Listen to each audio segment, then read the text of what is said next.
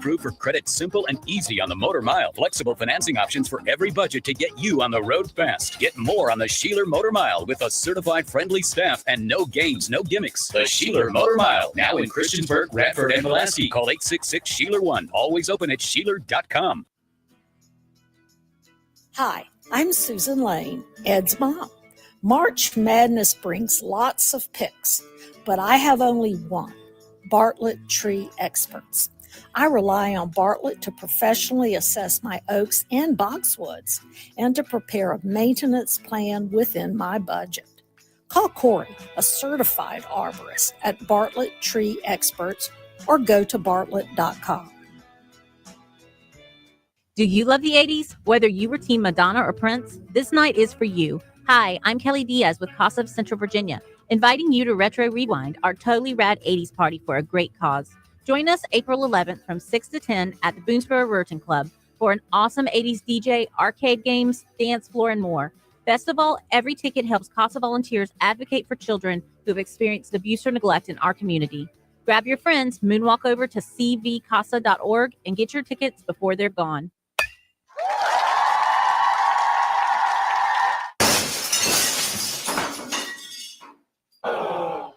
When the thrill of playing ball turns into the agony of a broken windshield or car window, contact Apple Auto Glass.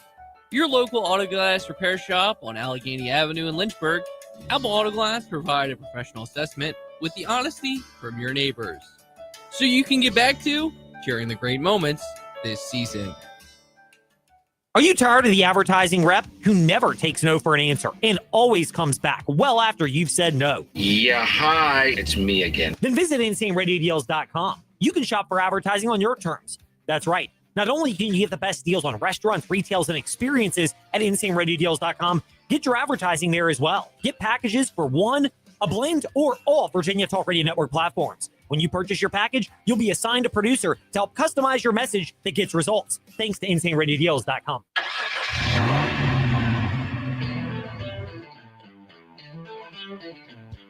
You're stepping into the fast lane on the VTRN Sports app, 93.3 FM and 1320 AM Lynchburg, or by asking Alexa or Google Home, open VTRN Sports Lynchburg. Now, take the fast lane through the topics that matter across the Commonwealth. This is the Fast Lane with Ed Lane. Well, you can insert whatever analogy you wish to use as we begin the Fast Lane, but we're going to do it all right now in the Fast Five at 5-ish because we have a loaded slate of guests starting at 5:10 p.m. today to discuss some of these very topics. It's time for Fast Five at 5-ish. 5-ish minutes on 5 relevant topics done around 5 p.m.-ish. Ish, because our counting skills are kind of ish. Let's start with number 5. Oh, we're going to make you wait on the Will Wade one. That's going to come a little bit later because that will be the one that takes up the bulk of time in terms of maybe not so unexpected departures, but still expected departures. Meanwhile, somebody else who was at a location for just a year before departing, albeit in a much lesser role and departing for a larger role, former Longwood men's basketball coach and UVA assistant Griff Aldrich, he is leaving his assistant role at UVA to become the head coach at Pepperdine. Ultimately, I think sometimes when people are on the outside view these type of moves, I'll use my wife as an example. My wife tried the assistant coaching thing in college, but is better served as a high school coach. That's her gift in life, is being able to relate to young people and do so where she's the architect of a program she coaches, field hockey for EC Glass. And, she kind of came to the realization that, even if it's in a smaller spot, high school relative to college, high school's not as prestigious, if you will, as college, you can impact people in your way. And that's awesome. We are a big fan of high school athletics here in the Fast Lane. Bob Alvis of the Sports with Hay podcast, slated to join us around 5:25, 5:30 to discuss all things high school sports.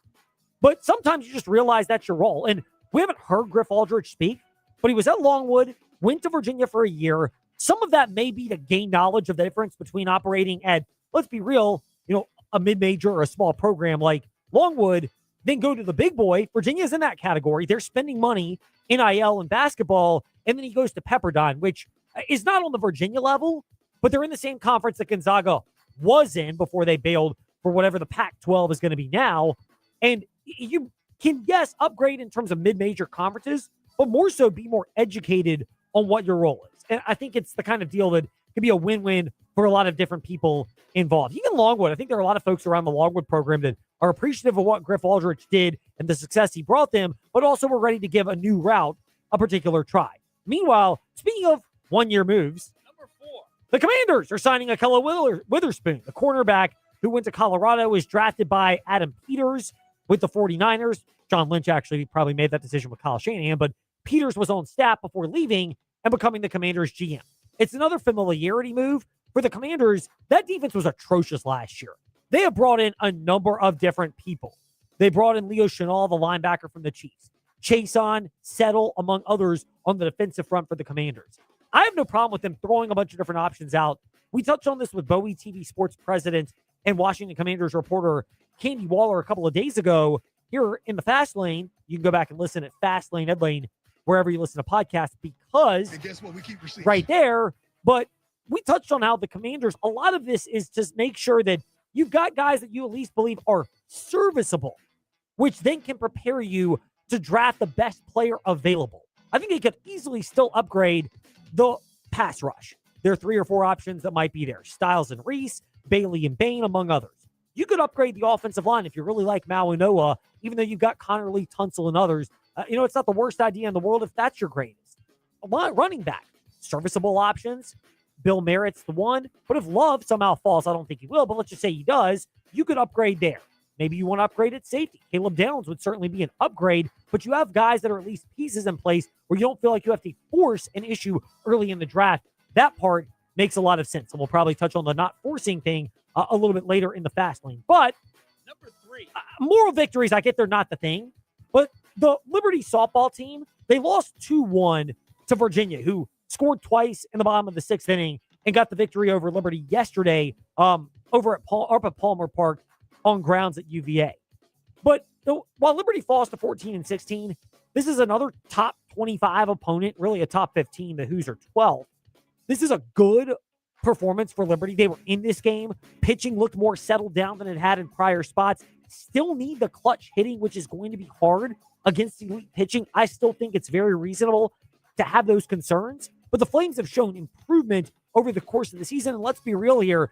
They're in a one-bid league this year because they don't have the strong enough wins in non-conference like they did last year to justify an at-large selection if you don't win the conference tournament. But that's generally how it is most years for Liberty, where you're going to have to find a way to prepare yourself to be better over the course of the season. 14-16 is an ugly record, but it is reasonable to trust Dr. Dot Richardson given her history. Meanwhile, Number 2. speaking of Liberty, people that probably are going to depart from Liberty. Let's keep it real here. Brett Decker Jr. has signed with XL Sports Management earlier today. They are one of the bigger representation firms in sports, including in basketball, including Nicole Jokic, among others. Let's just keep it real here as we have our newest intern, Evan, is with us today. Evan, first of all, welcome to the Fast Lane. Appreciate you joining us. We're glad to have you. Am I cynical or justified in saying if you're Brett Decker Jr. and you're signing with XL Sports Management as your agency, you're probably signing with them not for the hometown discount, but to get the biggest bag you possibly can, which means God bless Liberty, but he's probably not going to likely stick around. Yeah, I think it's totally justified. I mean, after the season he had and kind of breaking out in his sophomore year, kind of all signs were pointing towards, as you know, the landscape of college basketball is that he might not be returning. Odds are. I think that's a very reasonable way to put it. Again, the norm is not Porter, Matheny, and Cleveland. The norm is if Matheny and Porter were 6'3", like Brett Decker Jr. is, and shot the ball, they'd be getting offers in the multi-million-dollar range, probably more than they were offered to leave Liberty. They were offered more money to leave Liberty. Don't doubt Richie McKay or anybody at all about that. But if you're 6'3" versus 5'9", 5'10", 5'11", you're going to get more money, and Brett Decker Jr. is going to get more money, and that's the reality. If you've got 5'10" guys, you can hate them if you're a Liberty fan, but appreciate them because if they're 6'3", they're Brett Decker, they're going to perform well, somebody's going to notice, they're probably going to get the bag and probably not going to be back. Meanwhile, somebody who stayed in his spot less amount of time than Brett Decker Jr. did. Number 1. Is Will Wade leaving NC State in the most Will Wade manner possible. He spent a year with the Wolfpack as their head coach. He has propagated my theory, this one, very simple, which is that if you want to be with the bad boy or the bad girl, and you have a thing for that, you cannot then be surprised when they behave like the bad boy or the crazy girl. And Will Wade is the bad boy, and that's exactly what NC State learned, literally based on how he departed. Yeah, I mean, we, again, go back to Tuesday night. We talked about everything in the program and what we can do, who we're going to play. You can't really talk. Transfer portal's not open, so you can't talk about this person or that person. We talked about last year's team and who was going to be back. Asked him what he needed, right? What do we need to be competitive? From there, as far as the resignation letter, it was an email, right, that we received from his agent in talking with his agent. So he did not reach out to you directly? Not from that standpoint. He did not reach out to you directly. It was a resignation email. I mean, oh my goodness. Talk about the worst, lowest class way to depart from a program. Look, I have no problem. I understand the money that LSU is offering.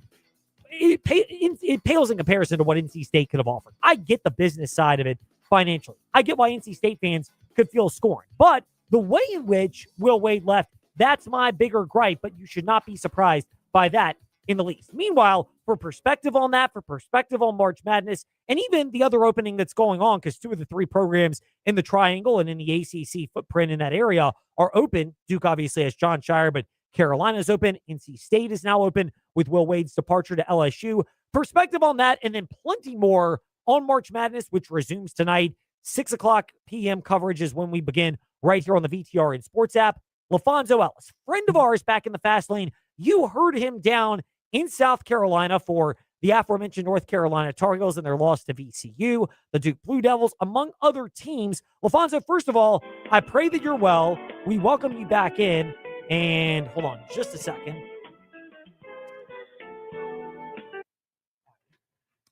We'll call LaFonso back. And when he calls back, just pod him in on the number. We are teaching Evan today right now on the fly. So we'll get LaFonso Ellis back in just a moment here in the fast lane, and we're learning as we go. But the move for North Carolina, I mean, they're going to be fine. It's the NC State one where you have to feel a level of sting because of the departure of Will Wade after a year. You kind of fell for it, and you really had a difficult time getting over that. And that's one of the challenges for NC State. Not to mention that you were under the impression that Will Wade was going to stick around longer. Now, like we said, can you be surprised that Will Wade departed under these circumstances after a year? Not at all. Can you be surprised in the least that the departure of Will Wade comes in a very Will Wade manner with his agent bringing that up? But it still doesn't sting any more than it already does for NC State. We are going to effort LaFonso Ellis right now here in the fast lane. He's calling right now.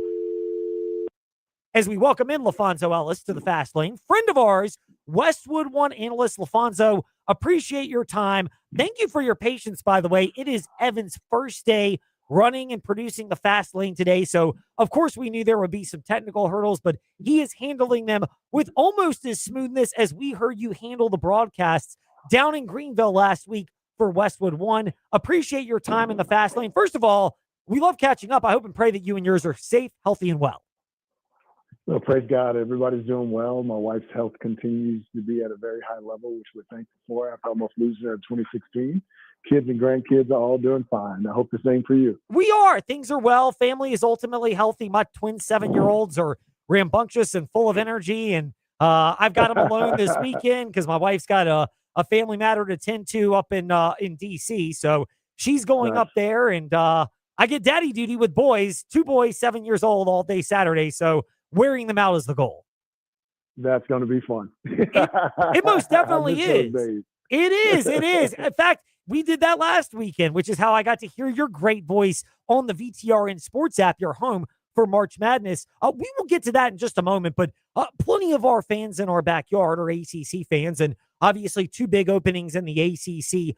The Will Wade departure for NC State is the one that's probably got the hot button notion right now just because of how it transpired and unfolded. I don't like to put people into a corner. We'll give you a blank canvas just to share your thoughts and perspective on the entire development of Will Wade leaving NC State after a year to go back to LSU. Yeah, I'm not certain what led all up to it because, to your point, it's all fresh off the press and I haven't had a chance to really dive into it yet. But Will Wade had really built a nice program at LSU. And, of course, because of what was then some infractions, he was relieved of his duties. And I thought NC State was very smart in reaching out to him because he's an outstanding recruiter. He's a phenomenal coach.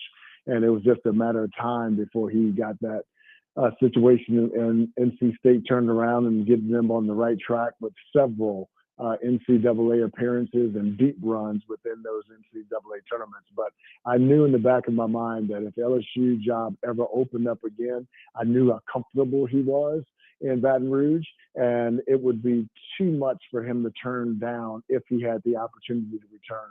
So when I got the flash on my phone that he was returning to LSU about an hour ago, I'm surprised at all. LaFonso Ellis with us in the Fast Lane, Westwood One analyst. NC State fans, I get you can feel justifiable gripe. You see the success of Duke. You see it of Carolina. They compare themselves all the time. My one thing is, the way in which NC State says it happened. I'm sure Will Wade will have his own version. We may not fully understand exactly what transpired in this entire situation, but do you feel for NC State fans at all, just given you thought you had the guy, and then all of a sudden you don't have the guy and you're back at square one? There's no question about it. I mean, especially in today's society, we want to have someone who we can trust to lead our programs and that we can invest in terms of our finances with tickets and emotional support. And to what appears to have your head coach ripped right from underneath you is really unsettling. It's going to take a while for the Wolfpack faithful to be able to recover from that. But, it's how life works. And you got to be, for all the decision makers in North Carolina State, I think they have to exhale for a moment and really sit back and evaluate who's available and is that person not only the right fit for North Carolina State, but is that person a fit for North Carolina State long term? Meaning, if they're able to have success in the first 2 or 3 years, would a more attractive job avail itself out there, and will you be right back to square one? Difficult thing to evaluate, but that's why they paid the big bucks. Is that more imperative? You mentioned fans feeling a connection. Is it more imperative for a program to have a coach with whom the fans can feel a connection? Because I don't have any issue with this.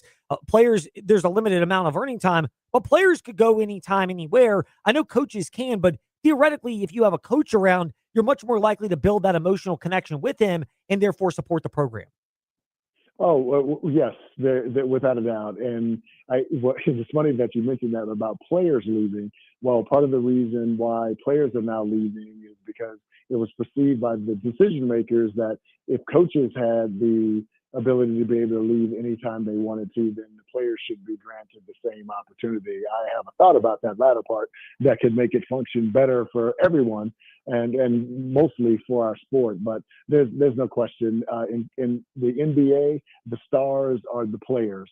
In college, the stars tend to be the head coaches. And when you have a head coach who's committed to being involved in the community with putting a great product out there on the floor that's open to the media and accessible, then you put yourself in. You've gotten one of the really good guys, and I'm hoping for NC State going forward because I'm a big fan. Tom Gugliotta and I were drafted in the same draft class, and that's why I have an affinity for and an affection for North Carolina State because of that relationship. I would love to see them land one of these really good young coaches who's had a track record of winning and bring them into the program and watch them get the program back to where it deserves to be in the ACC. LaFonso Ellis with us in the Fast Lane. It's a bit of a way to start transitioning from the coaching side, but not completely, because you were down in South Carolina when VCU from our backyard upset the North Carolina Tar Heels. Did you get vibes afterwards that a change might be coming in Chapel Hill? I didn't. I knew that just from, I live here in South Bend, Indiana, and of course with Notre Dame right in my backyard as an alum, I kind of have a little bit of a pulse for what's going on in the ACC because working for Fox Sports, we obviously own rights to the Big Ten, Big East, Big 12, and so I don't get a chance to have the exposure to the ACC as I did when I worked for ESPN. But still, being in a little bit of ACC country with Notre Dame just 12 minutes down the road, I knew that he was on the hot seat, and it was going to be one of those years that was going to be a make or break year for him.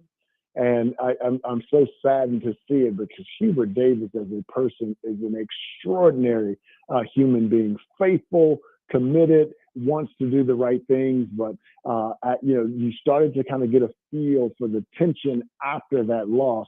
And just from having been around our sport for 17 years now, I wondered if the decision to go a different direction was forthcoming. So when I found out over the media waves that North Carolina decided to go in a different direction and release Hubert Davis, I wasn't surprised at all. LaFonso Ellis with us here in the Fast Lane. LaFonso from Westwood One. Yes. And if I could say this, though, the circumstances are disappointing because one of the best players in the country who's going to be a top 5 pick in this year's NBA draft, it's hard to win games without your best player. And so that's the disappointing part for me. I was hoping that he would have an opportunity to get one more year and see what that would look like going forward before he was let go. But obviously I'm not the one who makes those decisions.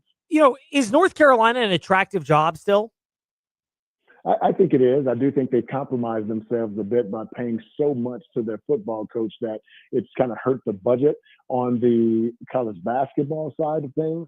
However, I've been saying it all day.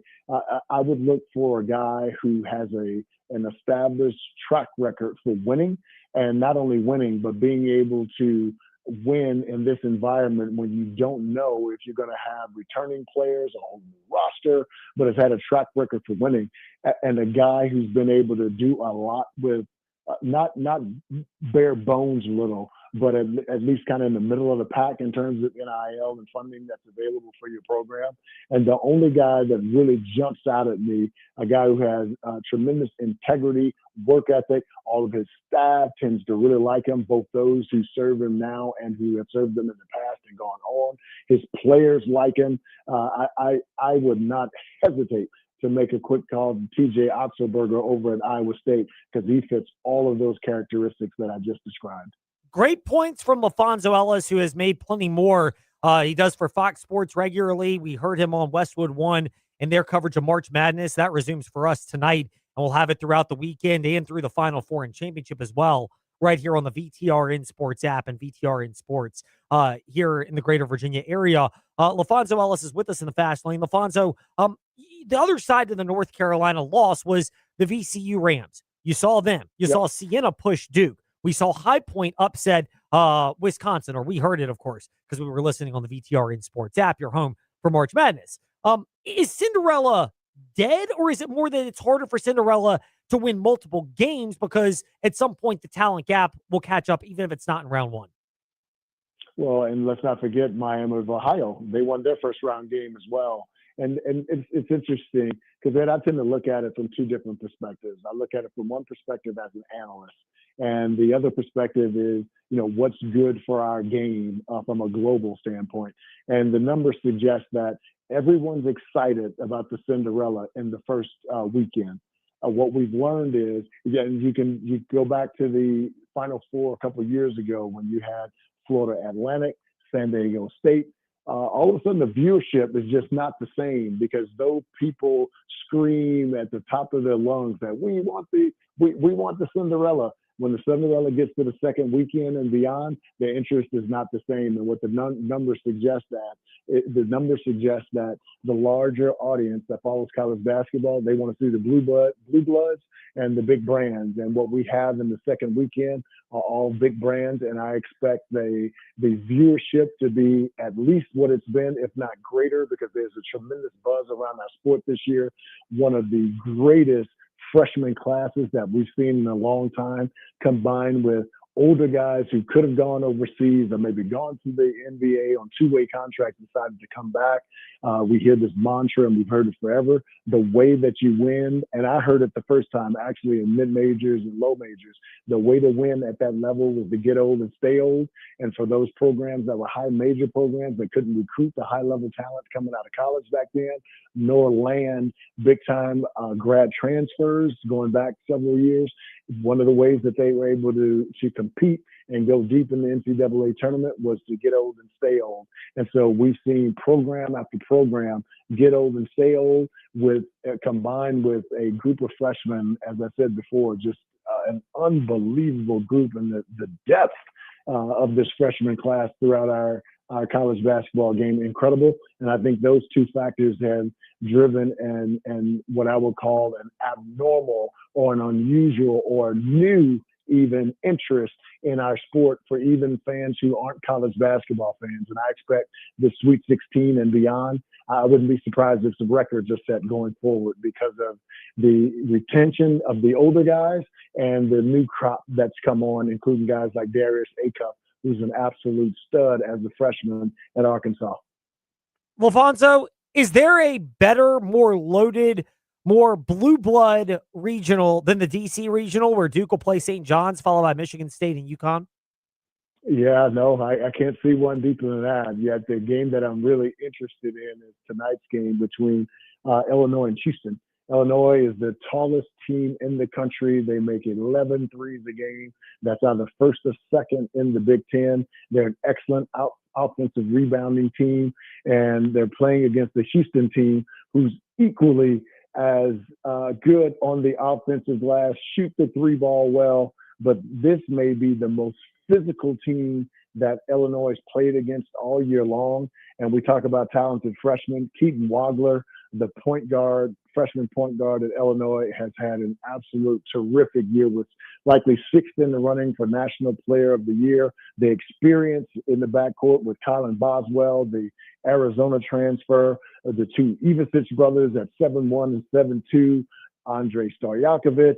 And this is a Houston team that can battle with them on the glass. That's also a decent shooting team as well. And a talented freshman yet again, Kingston Fleming's handling the point guard position there. Emmanuel Sharp can flat out shoot it. JoJo Tugler, 6'9", 7'5" wingspan. What this is going to come down to is which team can offensive rebound the basketball the best.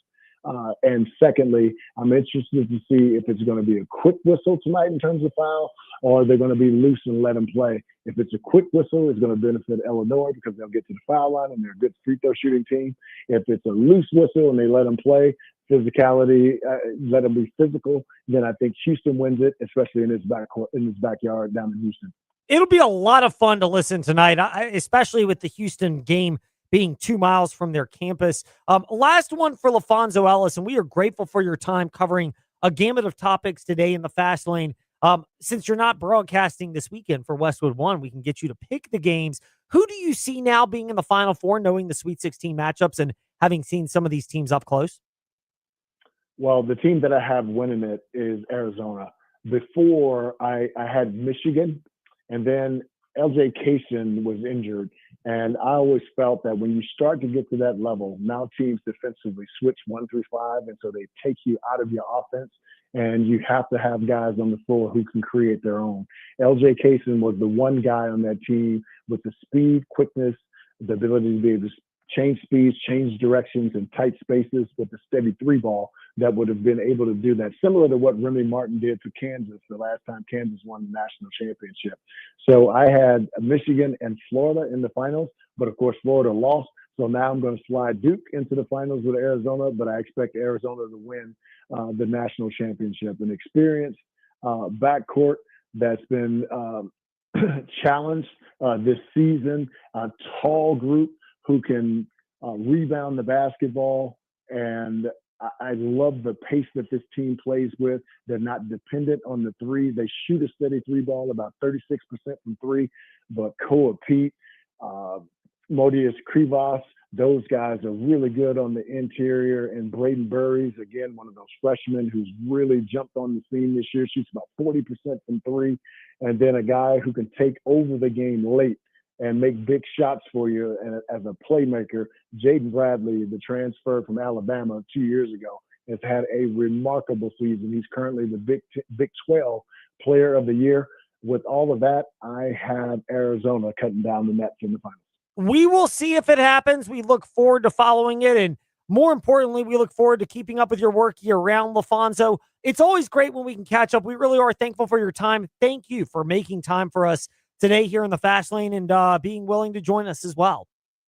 Honored to be on the show. Blessings to you and your family, and look forward to chatting with you again. Indeed, it's always a highlight. LaFonso Ellis, gracious enough to give us a moment of time today here in the Fast Lane. When we return from that to high school sports with Bob Alvis of the Sports Buffet podcast, value of facilities. We've seen some new ones open up over the last few weeks. We haven't had a chance to discuss until next here in the Fast Lane.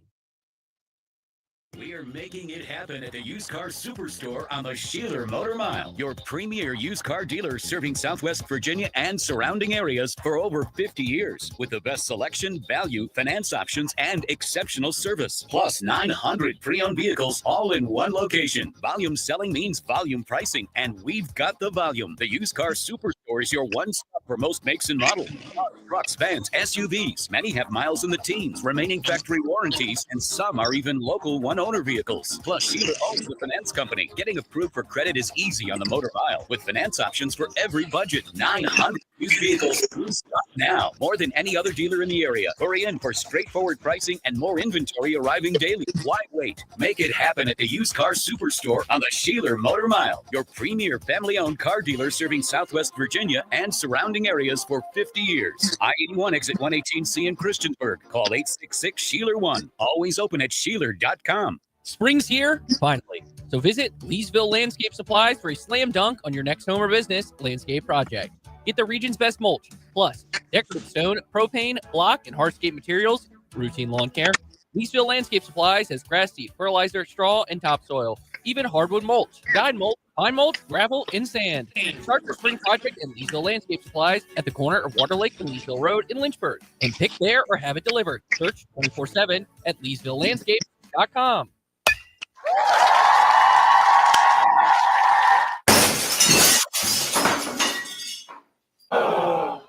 When the thrill of playing ball turns into the agony of a broken windshield or car window, contact Apple Auto Glass. Your local auto glass repair shop on Allegheny Avenue in Lynchburg. Apple Auto Glass provide a professional assessment with the honesty from your neighbors, so you can get back to sharing the great moments this season.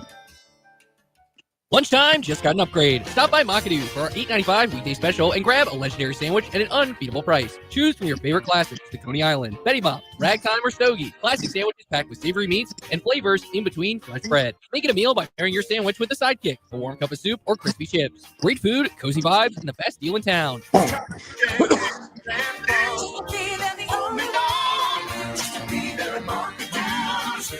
We'll see you at the Goose. Do you love the 80s? Whether you were Team Madonna or Prince, this night is for you. Hi, I'm Kelly Diaz with Casa of Central Virginia, inviting you to Retro Rewind, our totally rad 80s party for a great cause. Join us April 11th from 6 to 10 at the Boonesboro Rurton Club for an awesome 80s DJ, arcade games, dance floor, and more. Best of all, every ticket helps Casa volunteers advocate for children who have experienced abuse or neglect in our community.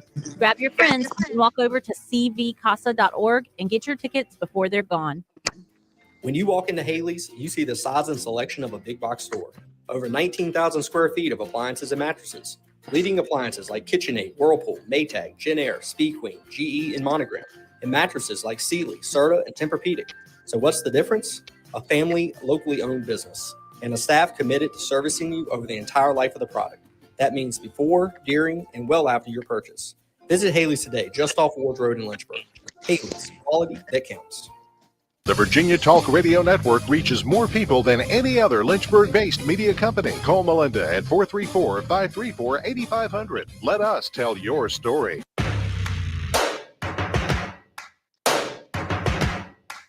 Step into the Fast Lane 24/7 at Trey Lyle VT and Fast Lane Ed Lane on Facebook, Twitter, Instagram, YouTube, and wherever you listen to podcasts. Now, back to the Fast Lane.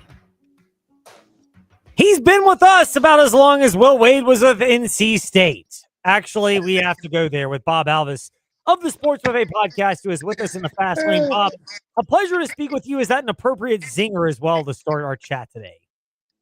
I'm a big Will Wade fan. I'm also a big LaFonso Ellis fan, but I actually like Will Wade, so I cracked up when you said that. Well, I mean, look, he sets himself up for it. You know, LaFonso Ellis is a great guy. Will Wade, I don't know anything about him personally, so I can't really chime in on that. But, I mean, didn't you kind of have to have an idea that this could happen if you're an NC State fan? Look, I was as on board for Will Wade to NC State as anybody, but I don't think you can be really surprised that given his track record, he did what his track record shows he would do. I know two things about Will Wade. A, he's got a bigger budget than me. B, he can get higher class recruits on the phone a lot quicker than I can.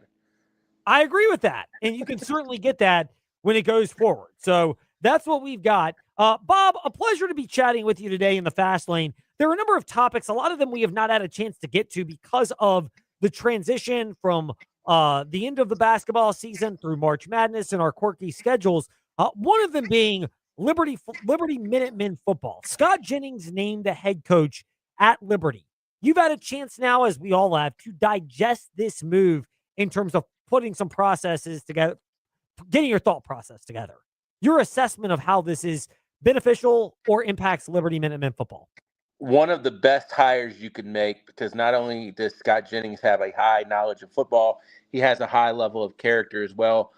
The problem is going to be is you've got to develop it from a younger standpoint, because if you think that it's a 1 year and out type thing, you're probably not going to find the immediate microwave success that so many people, i.e. Will Wade, may look for in these days. But I think Coach Jennings is really, really willing to build that thing. And, you know, you might see fruits of the labor in a while, but you really got to rebuild rec programs. It happened for Alta Vista. I mean, until you rebuilt the rec program, you were seeing the same thing happen over and over again. And we all know that's the definition of insanity. And Liberty is not going to participate in the insanity that entails. But the Minutemen are also going to have a hard time competing because they're in a league that is really, really good. But I can tell you this, Scott Jennings is not going to run away from that. They're going to be out there every week on the field facing the JFs, the Heritages, the EC Glasses, and so on and so forth. You mentioned all of that. I mean, we've touched on this, but the value of the feeder programs. I remember JF with JT Cruz. I mean, they had the bones in place with Forest Youth Athletic Association. It's one of the great organizations in our area, FYAA, in terms of having the structure in place, but they didn't quite have all the alignment from the varsity to the JV to the B team to the middle school to the rec programs, and now they clearly got it, and they're one of the better teams in the area. You know, is that kind of the blueprint as well for Liberty to saying, hey, we want to be kind of Bedford's version of that? Absolutely. I mean, one of the most successful programs in the state of Virginia is Giles, and Giles runs a quirky offense, a single wing, but those kids start running it when they are, you know, old enough to get out of diapers and into pads. And when you can find something like that, you almost have to coach the coaches in terms of what you want to do. Because if you have a recreational association just trying to win and run around and do whatever else you want them to do, then you're not going to have long sustained success. What happens if you win in rec league football? You win in rec league football. Congratulations. It does not translate to Friday nights at 7:00 necessarily. No, it doesn't always. And, you know, there are a lot of things that have to go on over time. And that's why you mentioned it's not a microwave success thing. No, if you get on the same page, I didn't mean to cut you off. If you get on the same page, absolutely 100%, you're going to see the rewards of that labor. But, I mean, look at any program that has sustained success. Where does it start? It starts at a lower level. I mean, you can have all the great success you want in high school, but how many high schools can we name that can win state championships or regional championships, and then they kind of, you know, I hate to say go back to the cellar, but go down? I mean, Salem is another great example of a team that has sustained success. And when you have sustained success, it normally starts way before Ed Lane's covering you, way before Bob Alvis is covering you. It does. It starts way before you get all the accolades like we get to provide in the Sports Buffet podcast, and even a shout out to Bryson Gordon of newsadvance.com, the work he does. But, you know, you mentioned sustained success. We'll pivot off of football before we get into the bigger picture thing with Heritage and Amherst in this category as well. But Heritage Track. Again, I don't pretend to be able to give you the X's and O's version of track, and I'm a distance runner, but I don't want to bore everybody with that. But they went on not just to winning states once again, but they had participants that placed at nationals. Again, just what is the value of this and the long-term sustained success of Heritage Track, showing that if you come out for that team, there are a lot of ways you can be involved and have a chance for success. I have a question for you. In high school sports, what's the best recruiting source? Winning. Yep, 100%. And if you're winning and you're getting to the state levels and to the national levels, you're going to have more people that want to join the program. You might be able to find a loser like Bob Alvis when he's in 6th or 7th grade, and maybe by the time he gets in 9th and 10th grade, he's actually beneficial to you from an athletic standpoint. So I'm saying you can find somebody sometimes that's maybe not as good as you want them to be at that time, but you can get them good. And I think that when Heritage has success in the indoor and outdoor track, that's what helps. I saw somebody post on Twitter that said, is Heritage having success because they have an indoor track at their gymnasium? Well, that is nullified by a lot of people have baseball fields. A lot of people have football fields, and they're not having sustained success or any type of success. No, it doesn't guarantee it. You still have to have the staff in place. Heritage has got a phenomenal coaching staff, and you have to have a staff that not just knows how to find the talent, but knows how to cultivate the culture that keeps them around. And you got to have a staff. You mentioned it. There's so many. I mean, you talked about you're a distance runner. I mean, you might not be able to coach sprinters. You might not be able to coach throwers. You may not be able to coach this or coach that. But you hit your one area. And Don Alexander, the head coach at Heritage, does a great job of having people that know what they're doing. And that's what you got to have at the track and field level, because if you have, I hate to say subpar people at the track and field level just because you can't find anybody getting out there, it's not going to benefit your athletes as much as somebody else would be if they have that knowledge base filling them. Look at when you get to the college ranks. Heritage Track, I think, is run like a college program in that way. It is. It's built success. It's become a model and a blueprint, and there's certainly value for that. Now, you touched on the element of facilities. We have not delved into this a ton, but we will right now with Bob Alvis of the Sports Buffet podcast here in the Fast Lane. Heritage, they've gotten a lot of justifiable notoriety in a good way for their facilities upgrades. It's been committed, including for their soccer field and the track around there at Heritage, the indoor facility at Amherst, which is particularly beneficial for softball and baseball, already yielding results. How much is that an asset, if nothing more than giving people a place where they know they can go train in the off season and even during non-regular times? 1,000,000%, because look at a college that the Fast Lane with Ed Lane covers. It's right down the street. It's called Liberty University. Their facilities are probably going to be equal to some P5 facilities out there, or P4 facilities. Those facilities matter a lot, because when somebody sees it, you might want to go there. It's an accidental recruiting tool if that's the case sometimes. And hey, we have good facilities, and if you want your athletes to perform well, there's no excuse if they don't have good facilities. The facilities at Heritage are really nice, what they've done with the baseball field. Amherst, I think every school needs some type of field house. But the thing about facilities, and you didn't bring this up, young Ed, but I know you were thinking it, you've got to keep these facilities up, because if you let them, you don't want to have it become like a condemned house either. No, you don't. I mean, it requires regular maintenance. Having the initial investment is big, but having player accountability, I think, goes a long way in that as well. Bob, we can touch on that a little bit more later. We appreciate your time today in the Fast Lane. Thank you for your flexibility, for being willing to join us. We were grateful, and we are grateful, and we were glad that we could connect with you today. Dude, I followed LaFonso Ellis. I mean, how can in no way is Bob Alvis ever going to beat LaFonso Ellis, probably even in checkers. Well, I could not beat him in checkers or even in announcing, because he's very good at that. But at least being able to say that we both got to talk to him or around him today is a victory for us. Always appreciate you, Ed. Bob Alvis with us here in the Fast Lane. When we return, we'll go from that to NASCAR at Martinsville. The man who's on site, you will be hearing from him from the Motor Racing Network, Steve Post, slated to join us next here in the Fast Lane on the VTRN Sports app. And ask that smart speaker, open VTRN Sports.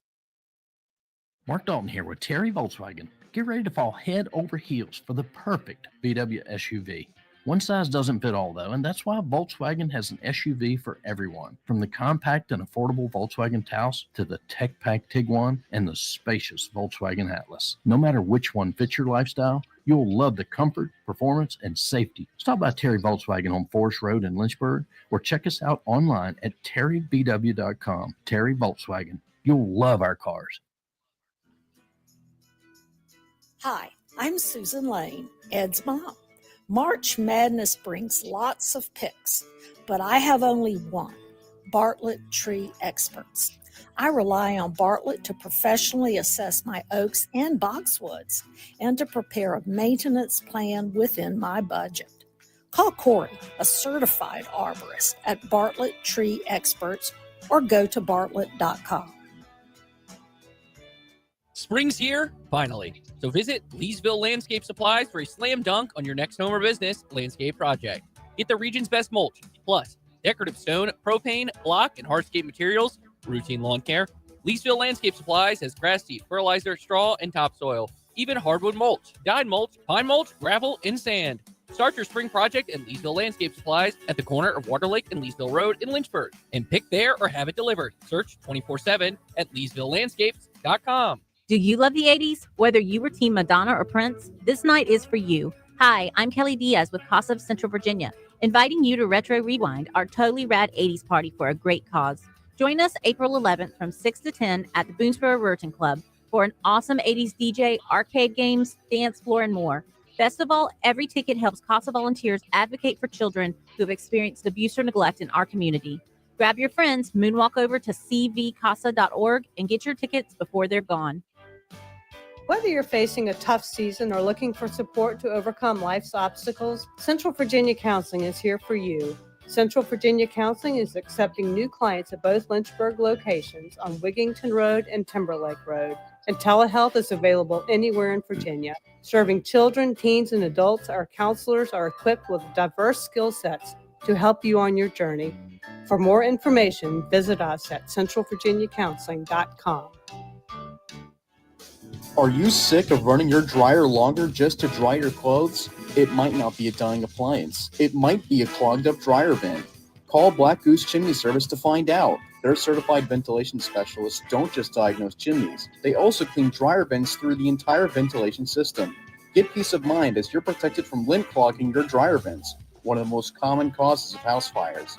Call Black Goose Chimney Service today and visit blackgoose.net to schedule your dryer vent cleaning.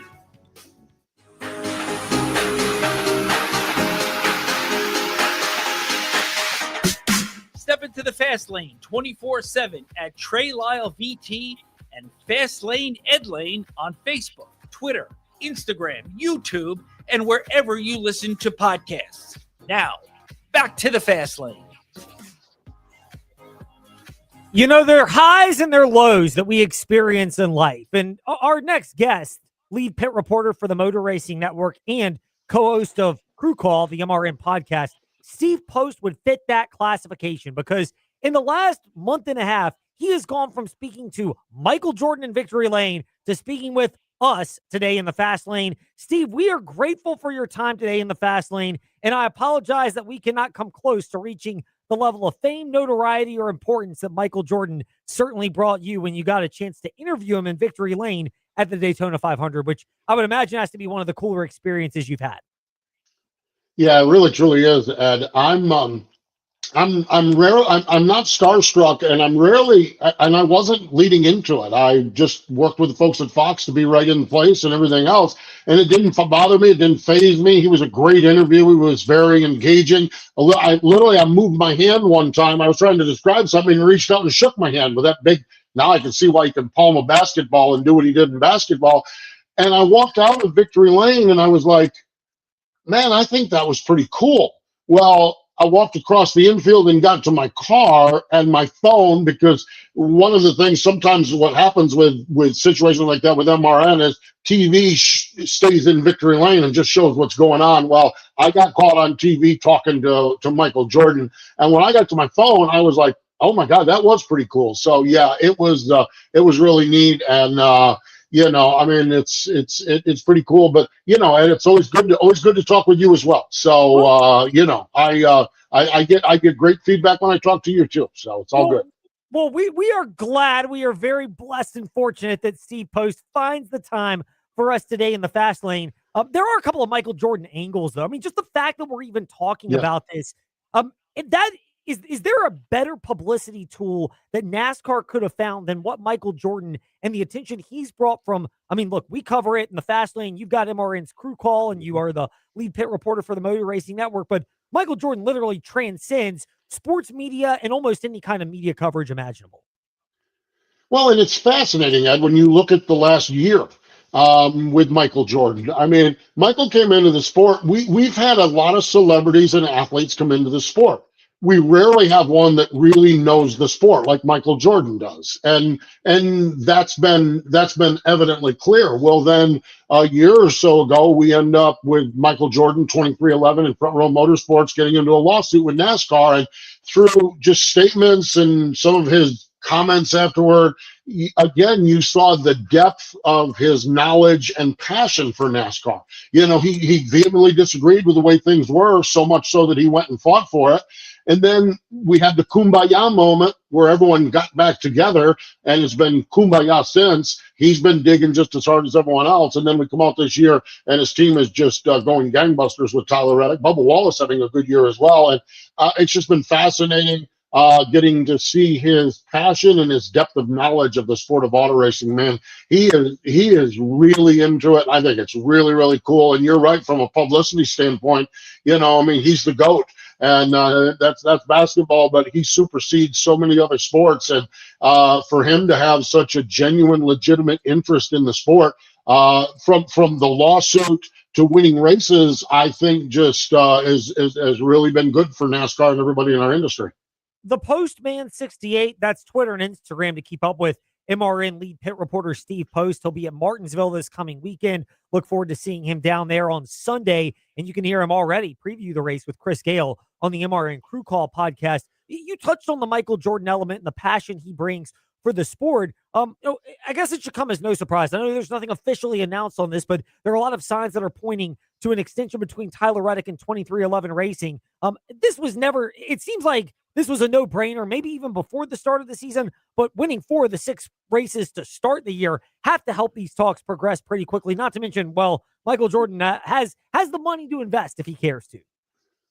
Well, I think the problem, if you're 2311, you should have negotiated this before the 4 wins, because I think Tyler Reddick drives a better bargain. But no, I mean, ultimately, teams want drivers that win races, and race car drivers want cars and teams that can win races. So everybody has what they want there. And I don't sense with Denny, and I don't sense and Michael, and I don't sense with Tyler that they're going to be really anxious to rock the boat at all. Yeah, the price tag probably went up a little bit over the last 4 years. And again, they should have probably negotiated during the off season. Denny kind of joked one time and said, we were a little preoccupied with that lawsuit thing that was going on with NASCAR to worry about this. And while they might have won the lawsuit, waiting on Tyler Reddick might have cost them a little bit. But to me, this is just a matter of them getting together. This is a great combination. Listening to Tyler and his crew chief Billy Scott as they work through the alternator issues at Darlington.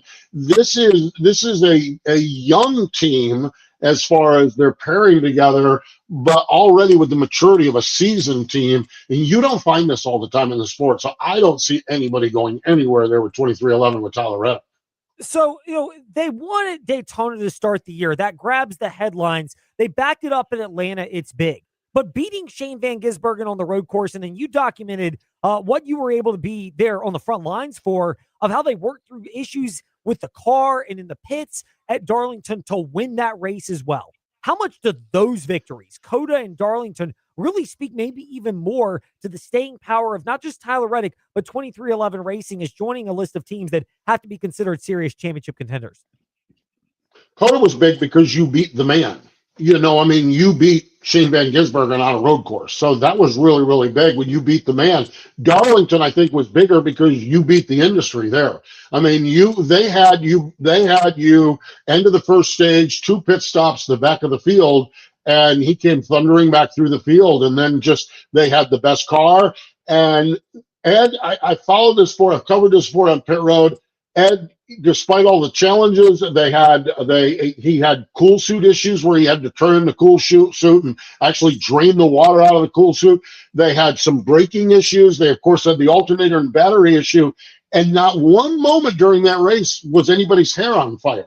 They just kept calm. They knew they had the best car, and the best car is the best preparation back at the shop. They won the pole position. They had the best Saturday, and they ultimately drove by everybody in the garage area on Sunday to win the race. And oh, by the way, it was at Darlington with higher horsepower, lower downforce, and a new tire.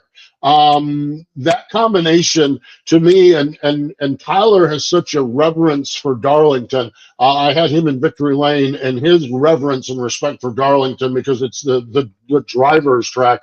I think that's the biggest one, and I think it just sent shots across the bow for everybody that this team, they might have won at Daytona and Atlanta, and Tyler's a really good road courser. Before SVG, Tyler Reddick was SVG in road course racing, but that Darlington win was a team win from Monday in the shop to Sunday night, running down and taking the lead off Brad Keselowski and winning the race. I just think that was a shot across the bow to everybody.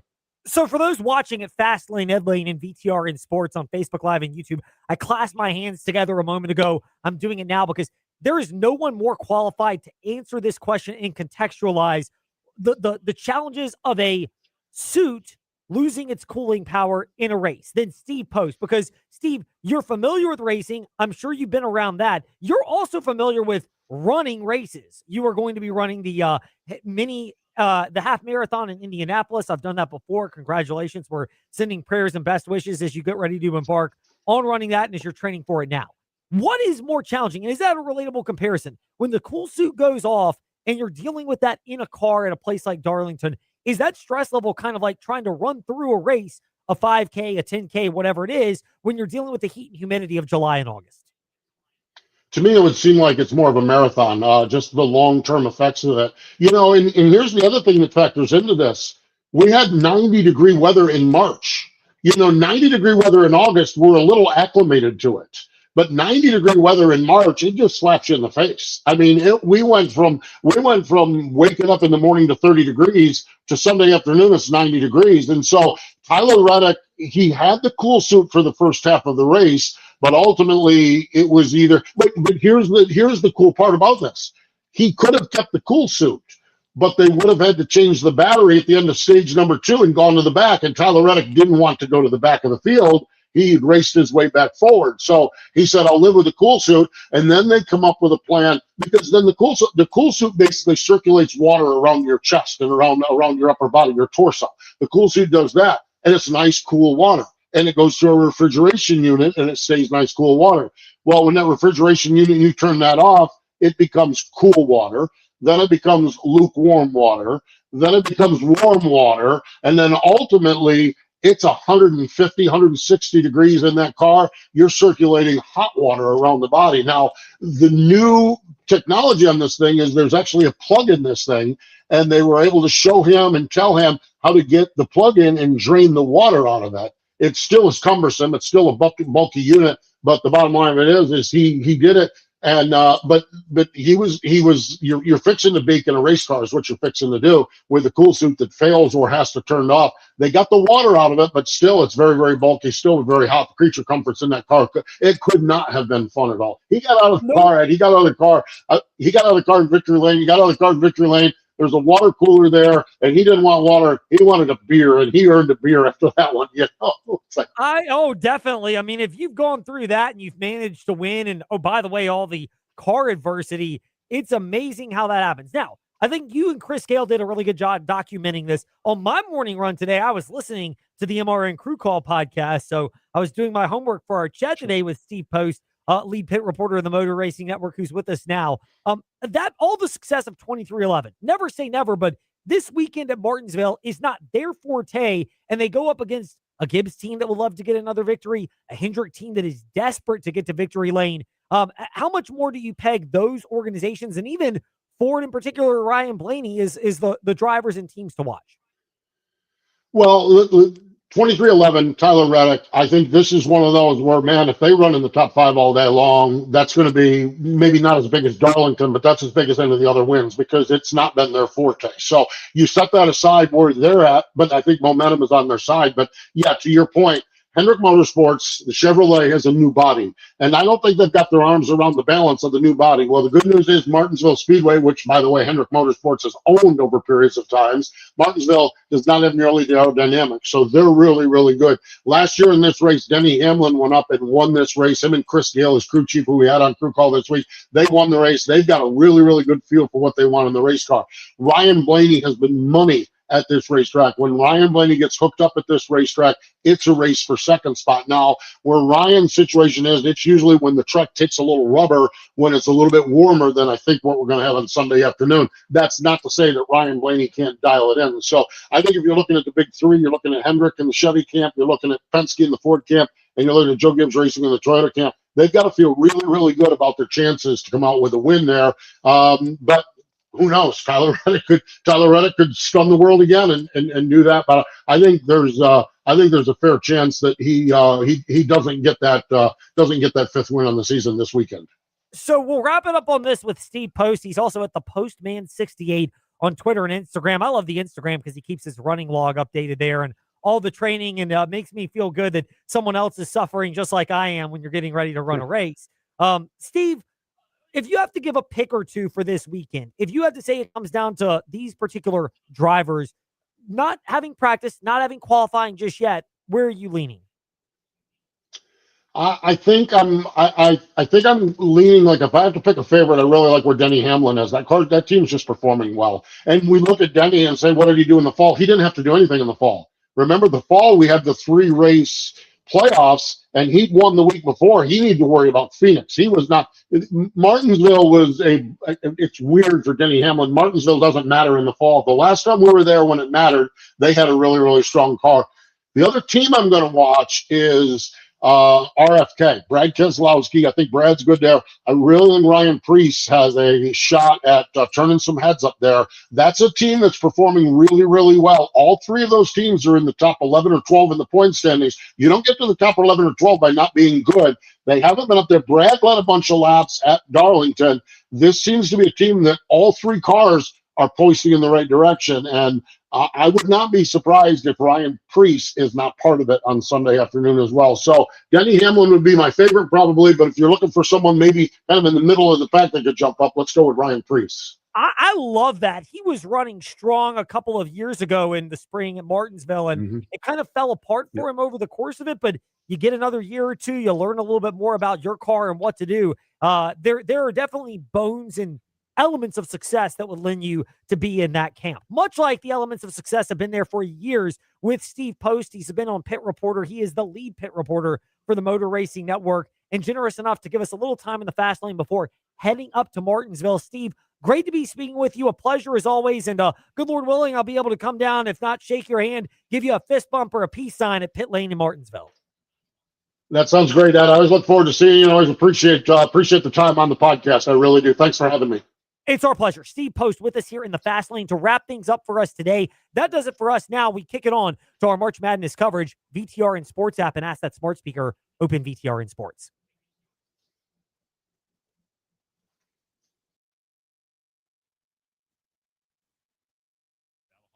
And their head coach, a man who played 17 years in the National Football League. He has not one but 2 Super Bowl rings around his fingers. He's now the head coach of St. Louis Battle.